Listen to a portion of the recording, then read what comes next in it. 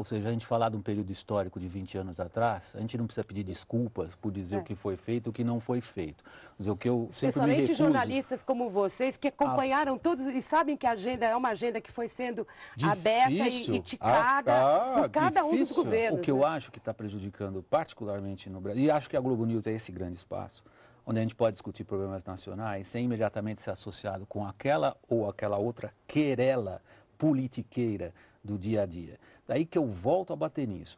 A gente lembra, por exemplo, de uma definição que foi dada da Rússia, voltando ao seu assunto dos BRICS. A Rússia, durante muito tempo, foi definida como Serra-Leoa com foguetes nucleares.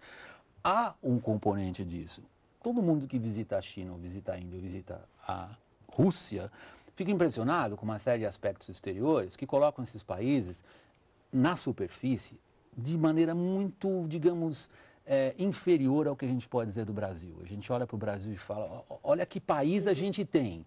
Olha, vamos dizer, o grau de desigualdade nosso, que é, claro, criticável, é diferente do grau de pobreza dos outros países, mas eles são mais importantes. Muito mais importantes do que o Brasil, não só geografia e destino, mas porque eles têm claramente, do ponto de vista da história e do ponto de vista dos seus projetos nacionais, uma clara linha do que são e do que querem ser.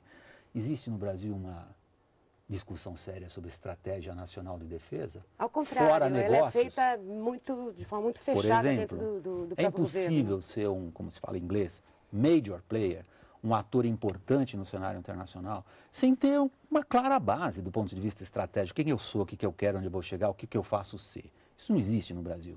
Pelo menos o grande público nem se interessa muito por esse tipo de questão, infelizmente. Mas essa é uma segunda colocação. Primeiro, o Brasil tinha que ter força para dizer alguma coisa.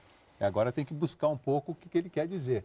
Que também não adiantava você ter uma grande teoria sobre o que nós vamos fazer, se um país que estava destruído. Sabe aquela palavra velha que até os militares usaram, até a gente ficar com raiva deles, lembra? Na nossa época de estudantes e tudo, tal do projeto nacional. Cadê?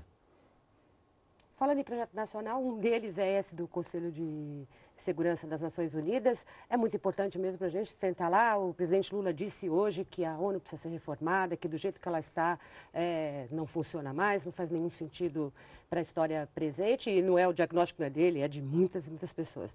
Portanto, ao mesmo tempo em que ele diz isso, querer estar no Conselho ajudaria a reconstrução das Nações Unidas, isso deve ser uma causa do Brasil? Acho tão difícil discutir esse negócio de ONU, sabe por quê? Sabe por quê? Para a gente aqui não diz nada, nós não precisamos tanto da ONU, né? A gente torceu para não vir essa pergunta. Entendeu? Porque agora que tem... Vamos discutir um pouco de G20, vamos ver um pouquinho, porque são os outros... A ONU é difícil, né? Descrédito nas instituições multilaterais. Acusado o Tunico com descrédito nas instituições multilaterais. Ele até com bom humor. No G20 você acredita? No G20, se você reunir os grandes países do mundo para resolver alguma questão e eles chegarem a algum consenso, é importante. Agora, fazer um consenso disso Não que ela deva desaparecer, claro, tem a sua função, mas é uma função pequena, né? Eu nunca vi as Nações Unidas nessa função que muitos gostariam que ela tivesse assumido, né?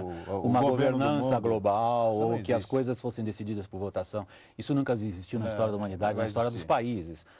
Mandar mais quem pode mais, e essa é uma realidade a qual a gente dificilmente pode escapar.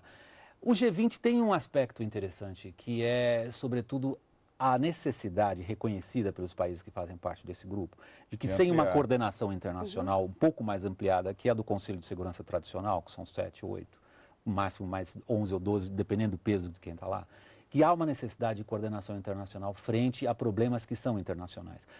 Mas, agora, quando a gente começa a ver que o pior da crise financeira parece, de novo entre aspas, parece que está indo embora, a gente começa a ver o G20 de novo se dividindo nas suas linhas tradicionais. Agora todo mundo vai, cada um por si, né? É a lei do Muricy. Cada um cuida de si. Isso. Tonico, acabando entre aspas, começa Sem Fronteiras de hoje. Qual é o tema? O tema é o Nobel da Paz para o presidente Obama. Então, como você sabe, foi tudo muito criticado, muita gente criticou muito cedo, etc. Outros acham que não.